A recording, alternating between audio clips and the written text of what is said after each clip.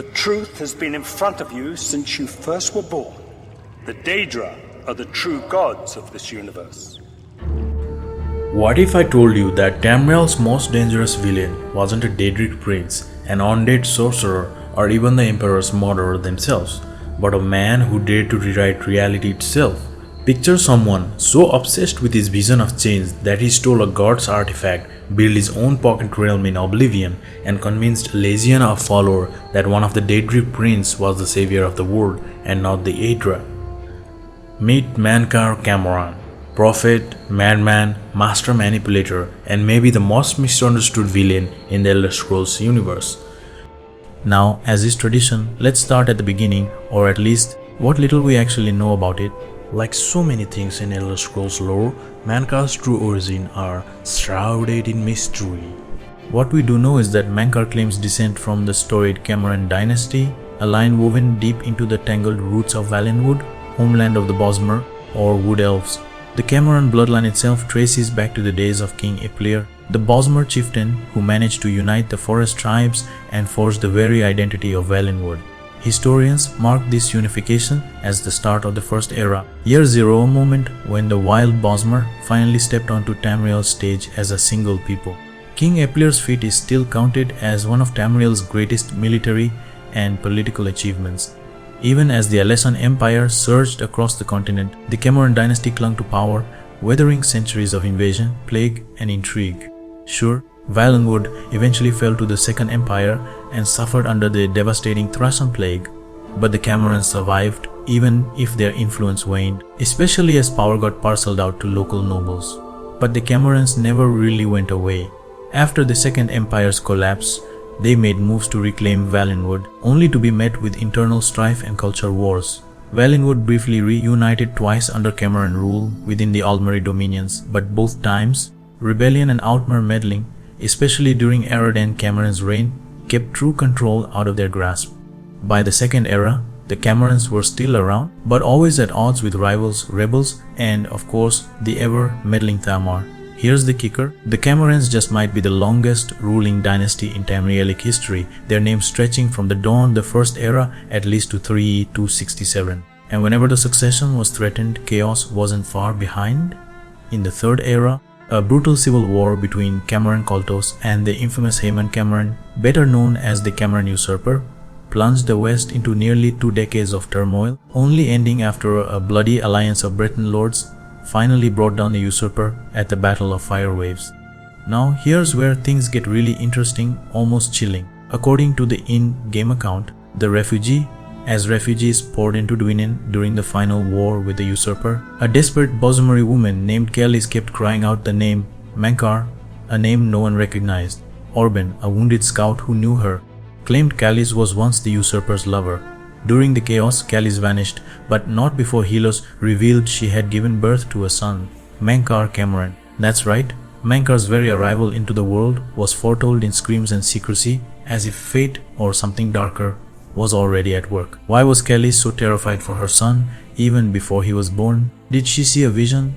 Did Mehrunes Dagon himself plant a seed of prophecy? Or was it some Edric warning lost to time? We don't know, but it almost seems as if Mankar's path was set from the moment of his birth. From there, history goes quiet. The next we hear Mankar and his mother vanish into the wilds of High Rock. It's said that as Mankar grew, he turned to the worship of Mehrunes Dagon, who, according to legend, handpicked him as his mortal champion and gifted him the forbidden tomb, the Mysterium Xarxes. Mankar's obsession with the Xarxes led him to new heights of metaphysical insight, and eventually he penned his own work, the notorious Commentaries on the Mysterium Xarxes, a kind of gospel for Daedric cultists across Tamriel. Somewhere along the way, he fathered 2 children, Ruma and Raven Camoran, their births wrapped in riddles and symbolism that will unravel in later chapters. So that's the Camoran legacy. Centuries of shadowy rule, violent succession, and at the heart of it all, a boy born of prophecy and terror, Mankar Camoran, the man who would one day plunge Tamriel into its darkest hour. But before we go any further, we need to dig up a few of Mankar's own secrets, because his identity is a lore riddle that even seasoned Elder Scrolls scholars can't solve without scratching their heads. Let's get real for a second. What even is Mankar's lineage? Is he Bosmer, Eyelid Outmer, or is he something else entirely? The game never comes right out and tells us, and for a world where race and bloodlines shape entire destinies, you'd think it would be crystal clear. In Oblivion, he definitely looks like an Outmer, a high elf, all golden and tall. But if we follow the threads of Valenwood's history, he ought to be Bosmer. His roots lie with the Camoran Dynasty, after all, the ancient kings of the Wood Elves. So why the high elf appearance? Here's where things get even weirder. The official game files list his race as Outmer. Why? Well, turns out Mankar Camoran wasn't content with the body he was born into. If you're obsessed with lost elven glory, Eyelid ruins, ancient magics, why not remake yourself in the image of that so-called superior lineage? Get a little taller, a little more golden, and suddenly you're walking around as the ultimate elf. How did he pull this off? That's where Mehrunes' razor comes in.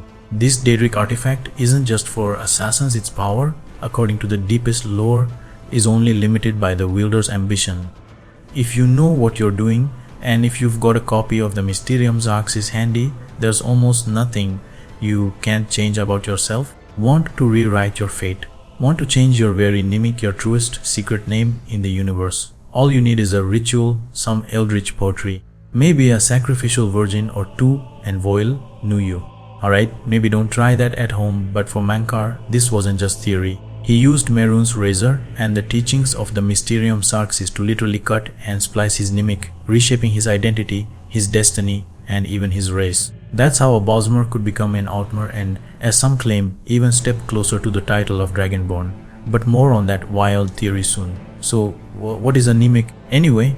And why is it such a big deal in the story of Mankar Camoran? Let's take a closer look and unravel what it means to rewrite your own existence in the Elder Scrolls universe. What is a Nimic? Alright, so let's break this down. What on Nirn is a Nimic? And what are protonymics and neonymics? If you're getting a headache just from hearing those words, don't worry, you're not alone. The whole concept is wild, but it's one of the deepest pieces of metaphysical lore in Elder Scrolls. In simple terms, a Nimic is a being's true name. In Elder Scrolls magic, especially with Daedra, your Nimic isn't just what people call you, it's the fundamental spell or formula that defines your entire existence. For Daedra, this name is everything. They're tied to it. They can't change it or escape it, no matter what form they take. Even if their body gets vaporized, their Nimic persists in the chaos of Oblivion, waiting for them to reform exactly as their name dictates. That's why Daedra are absolutely terrified of anyone learning their Nimic. If an enemy gets hold of it, they can control the Daedra, banish them, even warp their very nature. It's a power move, like having an admin password to someone's soul. Daedra will go to ridiculous lengths to keep their true name secret, and if anyone dares to write it down, they'll do anything to hunt that knowledge down and erase it. Now, within the world of Nimics, there's a hierarchy. Most Daedra have a single simple Nimic, but the stronger and smarter ones have layers. A protonymic says the original name, a neonymic says the new name, and sometimes even more, like tribunimics or hieronymics, which are tied to rank or allegiance. Think of it like complex passwords for extra security. The more complicated the Nimic, the harder it is to control or banish that Daedra. For mortal mages, to summon or banish a Daedra, you usually need to know all the layers of its Nimic. The protonymic might just let you get its attention or poke at its basic nature, but if you really want to control it or send it packing back to Oblivion, you need the neonymic too. Some Daedra are so complex that only the most powerful wizards even stand a chance. As Divaethfer, one of the greatest sorcerers in Tamriel, wrote in his treatise on the nature of Nimic. With the right sort of magic, you can edit the pattern, alter the Nimic, and you alter the Daedra defined by it. In other words, if you know a Daedra's full Nimic and you're skilled enough, you can rewrite their code. You can make them serve you, change what they are, anchor them into objects, or just disperse them completely. Of course, the stronger the Daedra, the harder this is, and the more fiercely they guard their Nimics. No wonder they're so paranoid. So when we talk about Mankar Camoran editing his Nimic using Mehrunes' razor and the Mysterium Xarxes, we're talking about a mortal literally hacking his own soul, rewriting his fundamental essence, and reshaping his destiny.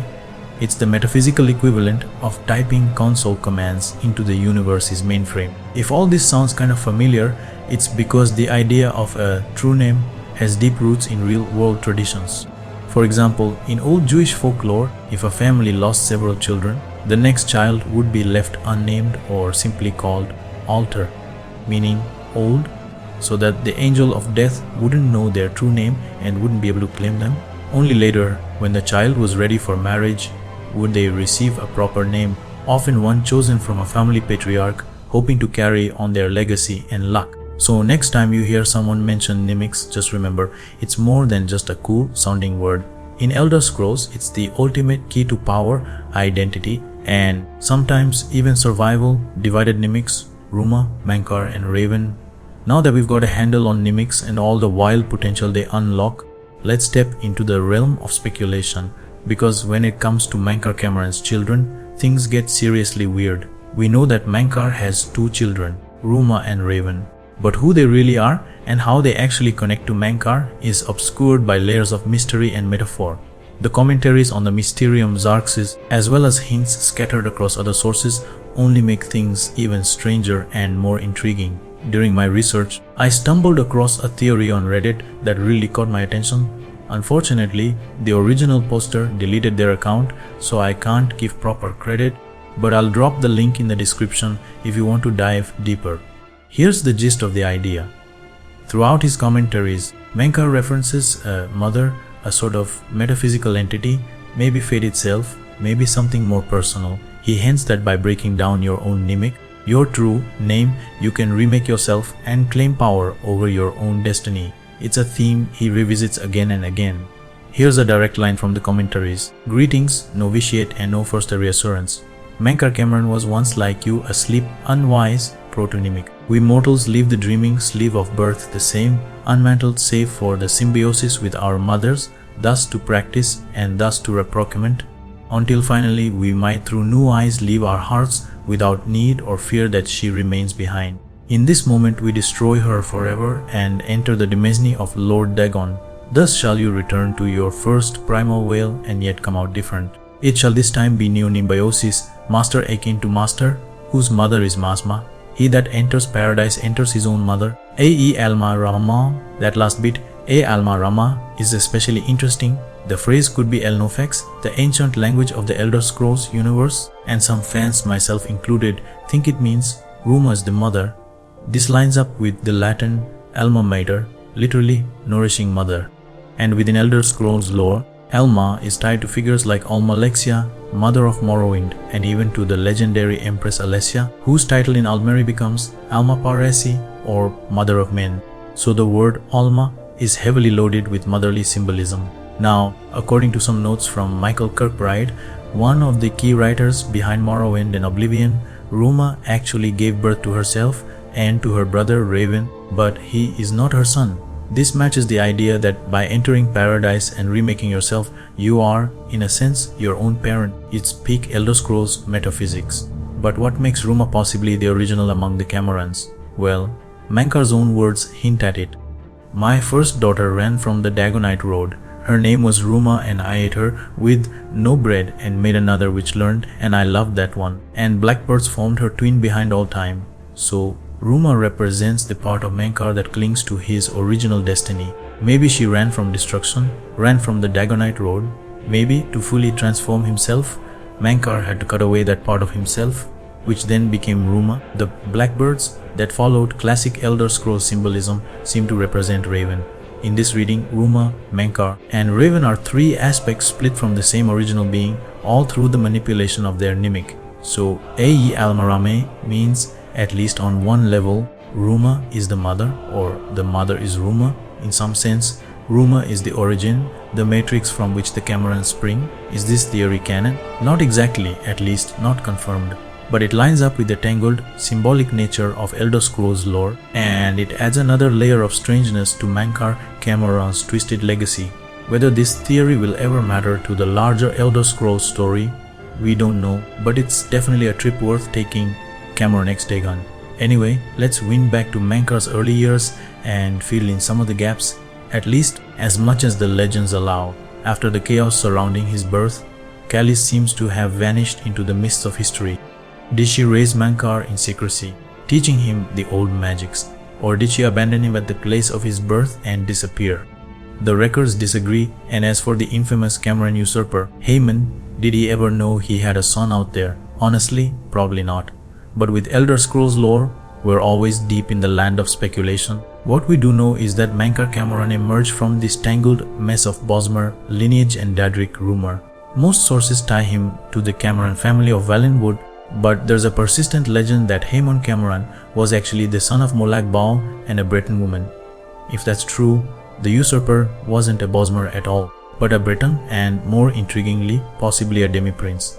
Combine that with Haemon's own ties to Daedric princes and alleged lickdom, and you can imagine Mankar's childhood wasn't exactly storybook material.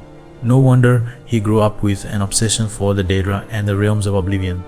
Sadly, the juicy details about Mankar's radicalization, the weird, wild road that turned him into the architect of the Mythic Dawn, are mostly lost to history. But at some point in his early years, he fell deep into Daedric worship, drawn especially to the Prince of Destruction, Mehrunes Dagon. And here's where the story really kicks into gear. Whether by cunning, fate, or just terrible luck, Mankar caught Dagon's attention and was chosen to receive the Mysterium Xarxes, a book so infused with Daedric power it practically oozes malice. Written by Mehrunes Dagon himself, the Xarxes is a relic that twists minds, brims with prophecies and riddles, and is so dangerous to handle that even approaching it requires serious magical protections. If you're wondering why Mankar ended up so unhinged, well, imagine reading a book that literally rearranges your soul. A visual cut to Silas Vezios handling the Mysterium Xarxes in Skyrim. The influence of the Xarxes took hold. Mankar became obsessed, poring over its forbidden verses and cosmic secrets. Whether it was inspiration or corruption, or both, it led him to write his own grand opus, the Commentaries on the Mysterium Xarxes. These texts would become the holy scripture of the Mythic Dawn, filled with Mankar's visions, dogma, and plenty of esoteric ramblings that would attract followers by the dozens. But there's more. The Xarxes didn't just break his mind, it opened doors. With its power, Mankar learned how to tear open a portal to Oblivion itself, carving out his own pocket realm, Gaiar Alata, a paradise floating in the sea of chaos. Here, he set up the Mythic Dawn's headquarters, a sanctuary for his cult and a throne for himself, far from the prying eyes of Tamriel. And that, my friends, is how Mankar Camoran went from obscure royal bastard to Daedric messiah, armed with a book of madness, a realm of his own, and a vision that would shake the empire to its core. Now that we've wrapped up his backstory, it's time to crack open the commentaries themselves and see just what kind of philosophy could drive a man to tear down reality, a Mankar's paradise. Gaiar Alata. Gaiar Alata, better known as Paradise, was Mankar Camoran's personal masterpiece. A pocket realm carved straight into the chaos of Oblivion, conjured with the forbidden secrets found within the Mysterium Xarxes. Using the Xarxes as both the key and the blueprint, Camoran shaped this dimension as a reflection of his own warped vision of paradise for himself and, supposedly, a reward for his most faithful. But let's not kid ourselves. Despite its serene name, Gaiar Alata was anything but a peaceful Eden for the cultists who followed him. For Mankar and his children, it was a throne and sanctuary. For everyone else, it was a nightmare in disguise, a brutal training ground masquerading as bliss. At the heart of paradise lay Carak Agaialor, Mankar's palace, built in the hauntingly beautiful Ialiad style that once graced ancient Cyrodiil. Here, Camoran held court as the self-proclaimed herald of a new age, with the realm itself anchored, literally, by his will. Think of Mankar as the living sigil stone, keeping the entire place stable within the shifting tides of Oblivion. But here's the cruel joke. Paradise wasn't meant as a final reward. It was more like a crucible, a twisted boot camp for the Mythic Dawn. Camoran believed that after Dagon scorched Nirn and reset the world through destruction, the Mythic Dawn would become the new ruling elite. But to rule a reborn world, they had to be forged in fire, strong, ruthless, and purged of all the weaknesses of the old world. So what did Paradise offer his followers? Endless trials, cycles of death and rebirth, suffering and survival, all designed to strip away weakness. For the faithful, it was less heaven, more purgatory. The true Paradise wasn't this pocket realm at all, it was the new Nirn, the promised land waiting on the other side of apocalypse. In the end, Gaiar Alata was less a paradise than a test, a proving ground where only the most devoted or the most broken could hope to survive long enough to earn a seat in Camoran's imagined utopia, the Mythic Dawn. The origins of the Mythic Dawn cult, like so much in Tamrielic history, are cloaked in shadows and rumor. Most scholars trace their rise to the final days of the Second Era, when Tiber Septim's conquests were reshaping the world. Yet it was centuries later, under the charismatic and unhinged Mankar Camoran, that the cult would make its most infamous mark, their masterstroke. The brazen assassination of Emperor Uriel Septimseco and his heirs in 3E 433, setting off the Oblivion Crisis and unleashing Daedric terror across Tamriel. With Mankar at the helm and his children, Raven and Ruma, by his side as trusted lieutenants, the Mythic Dawn embedded itself across the empire.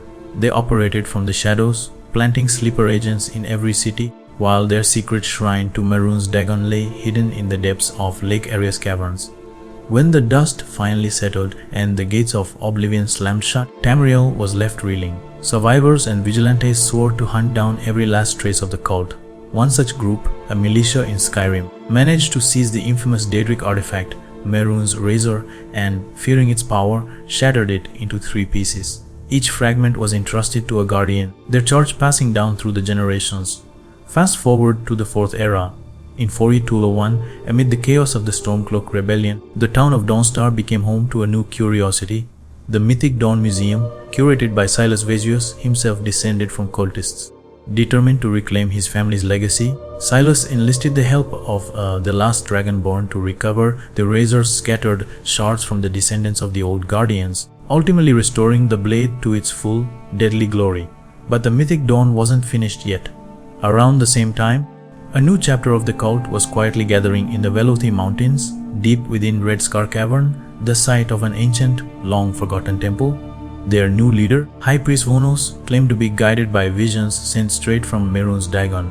Driven by prophecy and desperation, Vonos unearthed the ruined remains of an Oblivion Gate, its presence a grim reminder that the barriers between worlds were still dangerously thin. Vonos rallied a new generation of cultists, all driven by the dream of reopening the jaws of Oblivion. And after years of searching, their efforts bore fruit. Yet Vonos' visions took a turn. He saw not only Dagon's promise, but also warnings of Akatosh and the rise of the last Dragonborn, an echo of ancient prophecy. Vonos, ever the schemer, hatched a plan to ensnare the Dragonborn in Dagon's plot. By luring the hero into a confrontation with the great Welkin stone in one hand and a Daedric weapon in the other, he tricked the Dragonborn into striking the killing blow, using the moment to corrupt the stone and wrench open an Oblivion Gate. On the other side waited the Dromora Valkinos, Gatanas and Methats, ready to spearhead a new invasion. But history repeated itself. The last Dragonborn stormed through the portal and brought down the Dromora before they could set Tamriel ablaze. Meanwhile, the Vigil of Stendar swept in, cleansing the cult's temple in fire and steel. Yet, in a final twist, the gate's sigil stone was destroyed, not closed, leaving a gaping wound in reality, a doorway for Daedric forces that might never truly shut. The Mythic Dawn's legacy, it seems, is never quite finished. In Tamriel, some doors, once opened, are very hard to close. Commentaries on Mysterium Xarxes. The commentaries on the Mysterium Xarxes are, at their core, the holy scripture of the Mythic Dawn, a tangle of prophecy, philosophy, and justification for the cult's apocalyptic ambitions. These texts, attributed to Mankar Camoran, supposedly date back to the time of Tiber Septim, over 4 centuries before the events of Oblivion, which doesn't quite add up, considering Mankar himself wasn't even born until 3267. So how does that work? My own theory is that after Mankar used Mehrunes' Razor to rewrite his Nimic, became Dragonborn, and got his hands on the Amulet of Kings, not to mention the favor of the Dragon God of Time himself, he might have found a way to send the Commentaries back in time. Maybe he tapped into some time warping sorcery. After all, if the Nords could banish Alduin with an Elder Scroll, surely Mankar could pull off something similar. Who knows? But it would explain how the cult had access to his revelations long before his supposed birth. Chalk it up to Elder Scrolls logic. Where there's a will and a Daedric artifact, there's a way. In the Commentaries, Mankar spins a grand narrative. He claims to have received revelations straight from the Mysterium Xarxes, a book penned by Mehrunes Dagon himself. According to Camoran, the whole of Nirn Mundus and even the cosmic Arbis is held prisoner by the so-called Jailer Kings. The Adra, these gods, he argues, betrayed Lokan and hijacked the world, locking mortals into a reality that stifles true freedom and spiritual ascent. He frames the Aedra's version of reality as a lie, a shackle keeping mortals from returning to the primordial dawn, a time before law and limit when all possibilities coexisted and the world was pure potential. Mankar urges his followers to throw off their loyalty to the 8 divines, the 8 times 8 exarchs, and even the Magna Gi, especially in Amoli, the Blue Star, because these entities abandoned the quest for true godhood and left mortals trapped in a cosmic prison. Only Mehrunes Dagon, he promises, offers genuine liberation, a return to dawn, and a paradise for those bold enough to embrace change and destruction to its ultimate conclusion. For those who fall short or try to stand in the way, Camoran promises nothing but oblivion, consumption by the fires of Dagon. One of the wildest claims in the commentaries comes near the end, where Mankar retells the mythic origin of Mehrunes Dagon. He speaks of Lig, a previous or parallel version of Nirn, ruled by the tyrannical Drief, kings, amphibious, monstrous overlords who kept their oceans enslaved. In this world, the Magna Gi, the star orphans who fled creation, created Mehrunes Dagon in secret, imbuing him with hope and unleashing him as a revolutionary force. Dagon shattered the Drief king's dominion, breaking their towers and their world, freeing the oceans but leaving Lig in ruins, a cataclysm so profound that the sky split and day turned to night. This, Camoran declares, is the blueprint for the Oblivion Crisis, to tear down the corrupt order of Tamriel and set the world free, even if freedom means fire. The commentaries also borrow ideas from other legendary texts like the 36 Lessons of Vivek, referencing the Drief as former world rulers, and connecting figures like Molak Bal, once envisioned as a monstrous sea creature, and Vivek's battles with the Ruddy Man. It's a tapestry of myth, metaphor, and metaphysics, all designed to give the Mythic Dawn's mission a sense of ancient, almost cosmic inevitability. Camoran's retelling of Mehrunes Dagon's origin casts Dagon as a sort of Horus figure, chosen destroyer who's supposed to liberate and avenge, not just annihilate. Whether you believe any of this is up to you. Maybe it's divine truth, maybe it's wishful thinking, maybe it's an epic con job to justify a world-ending crusade. In true Elder Scrolls fashion, the truth is shrouded in mystery. A dramatic pause. But at least now you know the gist of what's really written in the commentaries and why so many lose themselves trying to read between the lines. Was Mankar Dragonborn? So, after everything we've covered about Mankar Camoran's wild journey, there's one question that always pops up. Was Mankar Camoran Dragonborn? The answer is, weirdly enough, no and also yes. It's Elder Scrolls, folks. He wasn't born a Dragonborn. There's nothing in his early life, his bloodline, or his original nature that would make him Dragonborn in the way the Septums or the player character are. But later on, he became Dragonborn, not by birthright, but by metaphysical hackery. Through some classic mythic, cosmic loophole, Mankar made himself into what he wasn't. It's a paradox. In the timeline, he wasn't Dragonborn until he decided to be. But in the logic of Elder Scrolls reality, once he rewrote his Nimic and fate, it's as if he always was. Insert meme of wait, that's illegal, or time is a flat circle here. I know it sounds like peak nonsense, but here's how it works. From Book 2 of the Commentaries. Offering myself to that daybreak allowed the girdle of grace to contain me. When my voice returned, it spoke with another tongue. After 3 nights, I could speak fire. By using the power of Mehrunes' razor and the forbidden wisdom of the Mysterium Xarxes, Mankar literally cut and reassembled his own existence, granting himself a new Nimic, a new destiny, and crucially, a connection to Akatosh and the dragon blood. Book 3 goes further. The dragon's blood have hidden ascension in 6,000 years of ethereal labyrinth. Take this key and pierce the divine shell that encloses the mantle takers. Basically, Mankar claims he found a way to crack the code of Dragonborn status, and he proves it by pulling off the ultimate flex. Not only stealing the Amulet of Kings, but wearing it, an act that should be impossible for any non-Dragonborn. If you try it without the right blood, it just slips right off. But for Mankar, it sits snugly, a symbol of his newly forged power. Now, could it be that the Camorans are actually an ancient Dragonborn bloodline and Mankar's just activating something that was always there? Yeah, that's a reach, but hey, it's Elder Scrolls. So nothing's off the table. The more likely answer. By rewriting his Nimic and wielding Daedric power, Mankar made himself a Dragonborn. He changed his destiny and for a time bent the rules of reality to his will. So next time you see Mankar Camoran strutting around with the Amulet of Kings, just remember, in the Elder Scrolls universe, the only true rule is that reality is as weird as you're willing to make it. Maniac or the Enlightened. In a lot of ways, Mankar Camoran lives in a world of pure fantasy, a fever dream shaped by Dagon's influence, his own pride, and a level of madness that sometimes blurs into genius. From his perspective, he isn't a villain at all. He is Tamriel's liberator, the only one brave or unhinged enough to force real change. Like any great antagonist, he truly believes he's the hero of his own story. And isn't that exactly what makes the best villains so compelling? So when you, the hero, show up to put an end to his plans, Mankar doesn't panic. He isn't surprised. In his mind, everything is going according to his vision. He's a demigod destined to reshape Tamriel for the quote-unquote better. But is Mankar really just delusional? Did the Mysterium Xarxes actually drive him insane? Or is there a twisted logic to his vision? Let's unpack what he really believes. Mankar claims that Tamriel is the Oblivion realm of Loken and also calls it Mehrunes Dagon's birthright. Does that mean he thinks they're the same being? Maybe, maybe not.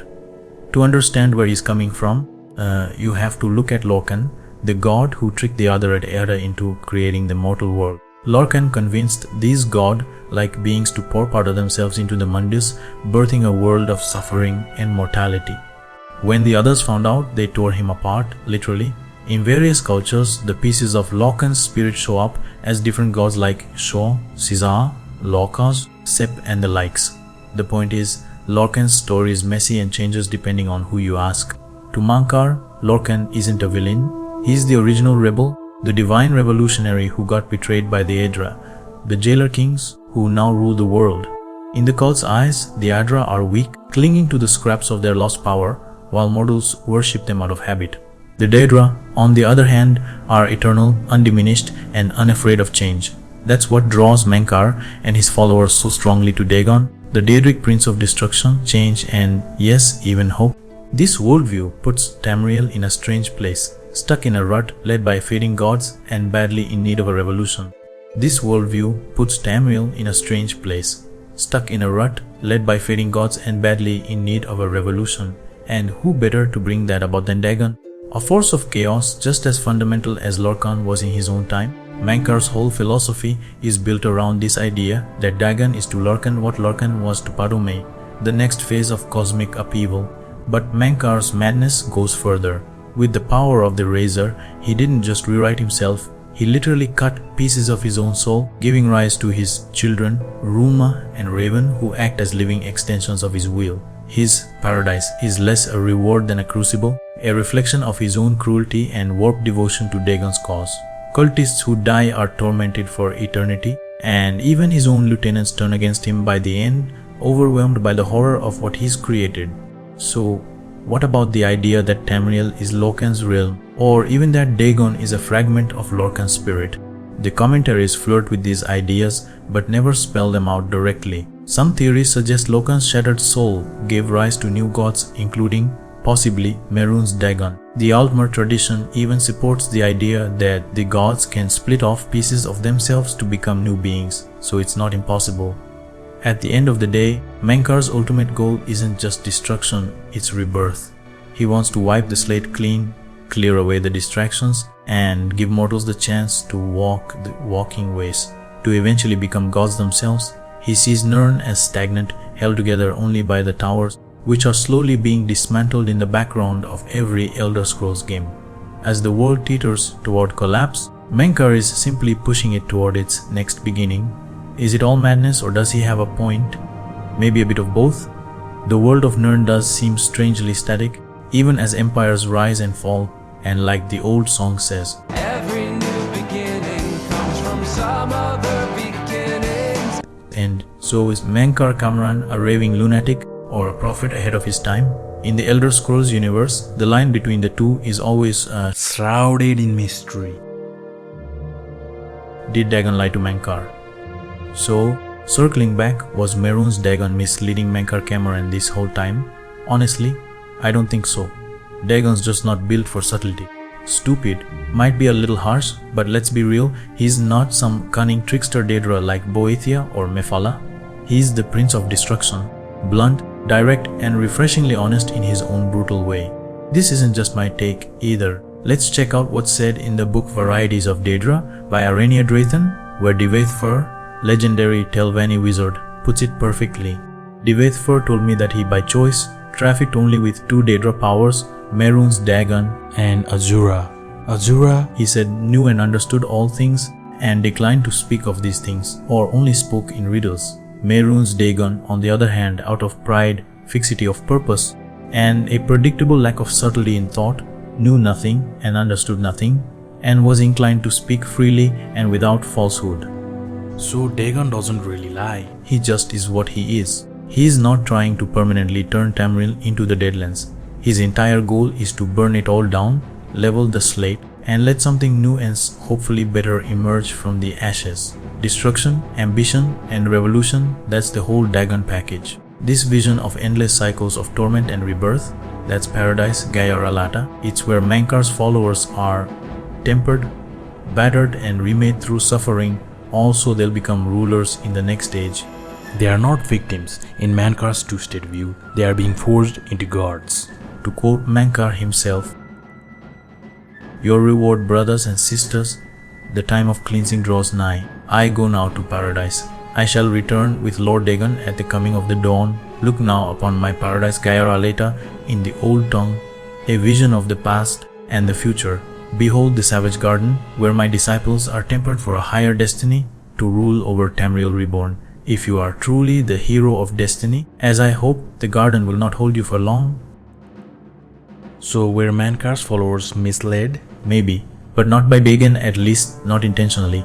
Everything is right there, spelled out in fire and blood. In the end, Mankar's vision matches Dagon's. Total destruction followed by a rebirth for those strong enough to survive. Just as Paradise is a preview for Tamriel's future, so too is Mankar's plan brutal, uncompromising, and, in its own way, almost honest. The Oblivion Crisis. However, Gaiar Alata, Mankar's so-called Paradise, met its end during the chaos of the Oblivion Crisis. With the Empire in flames, Camoran escaped with the Amulet of Kings, hiding away in his pocket realm. But Martin Septim, the lost heir and unlikely hero, pieced together the secret to entering Paradise. With relics in hand and the forbidden knowledge of the Mysterium Xarxes, he opened a portal, sending the hero of Kavach into Gaiar Alata for a final confrontation. Inside, the hero battled through Mankar's brutal vision of Paradise, eventually defeating Camoran and reclaiming the amulet. With Mankar gone, his soul likely snatched up by Mehrunes Dagon, Paradise lost its anchor and simply faded from existence, erased as if it had never been. And here's the wild part, Mankar almost pulled it off. He was no mere cult leader, he was a master conjurer, a sorcerer whose plan unfolded with terrifying precision. He assassinated Emperor Uriel Septim VII and wiped out all known heirs, opening the way for Dagon's invasion. It all would have worked except for one overlooked detail. Enter Martin fucking Septim, the Emperor's secret, illegitimate son, hiding in plain sight as a humble priest in Kavach. Have you brought help? We've been trapped here since the Daedra overran the city. The Emperor is dead. Who are you? What do you really want with me? Yes, I'm a priest. Do you need a priest? I don't think I'll be much help to you. I'm having trouble understanding the gods right now.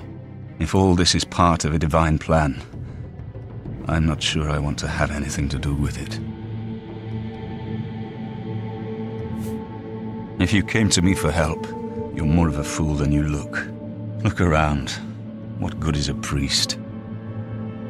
Emperor Uriel Septim?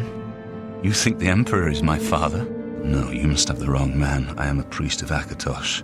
My father was a farmer.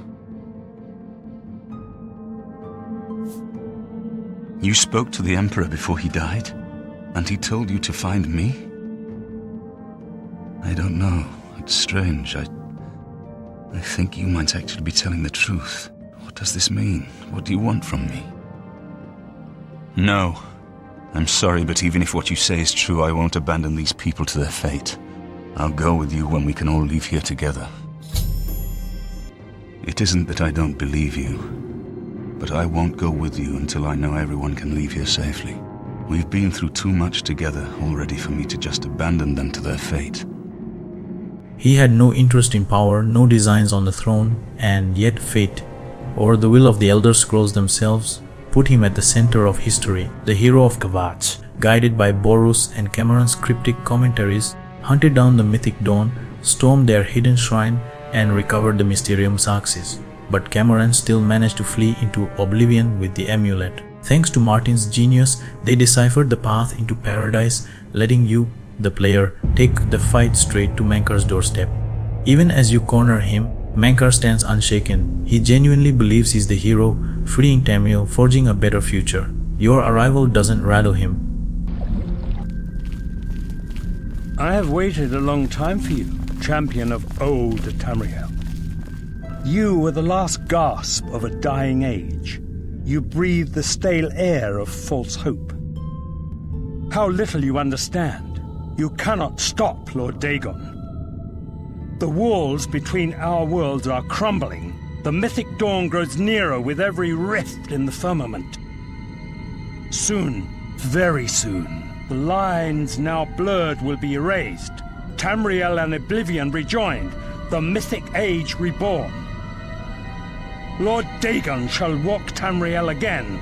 The world shall be remade. The new age shall rise from the ashes of the old. My vision shall be realized.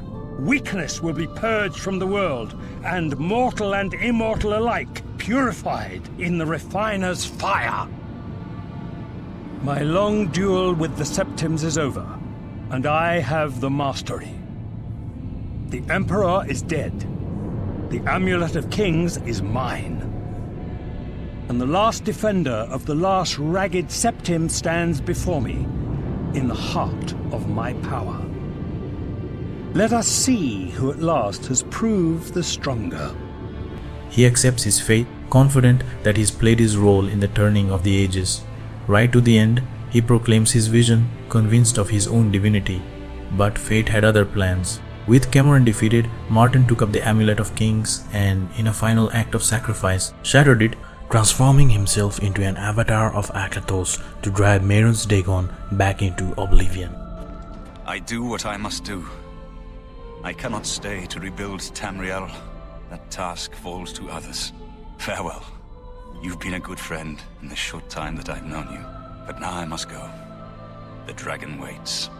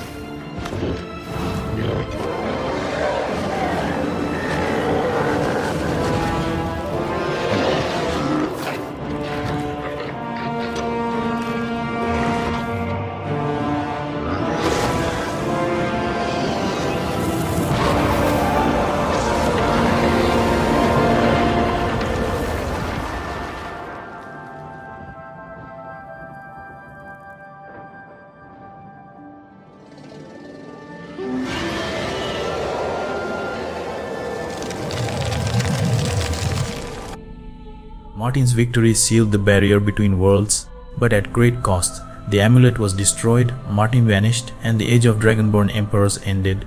The Oblivion Crisis closed, but Tamriel would never be the same. And as always in Elder Scrolls, the story lingers, half-closed doors, unanswered questions, and the memory of a madman who nearly reshaped the whole world. To me, and I know I'm not alone in this, Mankar Camoran always felt like one of Oblivion's greatest missed opportunities. For such a pivotal villain, you interact with him only briefly. He makes his dramatic entrance, vanishes into myth and rumor, and then pops up for a single, climactic showdown. The game misses out on what could have been a far richer, more suspenseful unraveling of the cult's mystery. The chase with borrows for clues about the Mythic Dawn. It's serviceable, but let's be honest, it feels more like ticking boxes than unraveling a grand conspiracy. Decoding the commentaries and heading to Green Emperor Way is mysterious, but it's one of the only parts that really feels like a puzzle. Morrowind did this so much better, gradually immersing you in information gathering and letting the sense of dread build. In comparison, Mankar's entire questline and, honestly, much of Oblivion's main plot feels like a puzzle with missing pieces. It's a shame, really, that Mankar didn't get more screen time, more dialogue, and a deeper role in the story. In my opinion, he should have been the main antagonist for a much bigger chunk of the game. Imagine if they'd kept him a shadowy presence, letting his influence simmer in the background, orchestrating the crisis with a ritual involving the amulet of kings, instead of just dropping a single monologue before the final fight. Don't get me wrong, Mehrunes Dagon is a big bad bully, sure, but as a Daedric prince, he's always bound to his cosmic nature. Mankar, by contrast, is fascinating precisely because he's mortal flawed, ambitious, and utterly convinced that he's right. The game treats him and Dagon almost interchangeably, and that's a real loss. Still, the lore surrounding Mankar is one of the most compelling in Elder Scrolls series. There's a whole community of fans out there that seriously considers his theory that Tamriel is an Oblivion plane, maybe even Lorkhan's own realm tied to Daedra, chains, and cosmic cycles.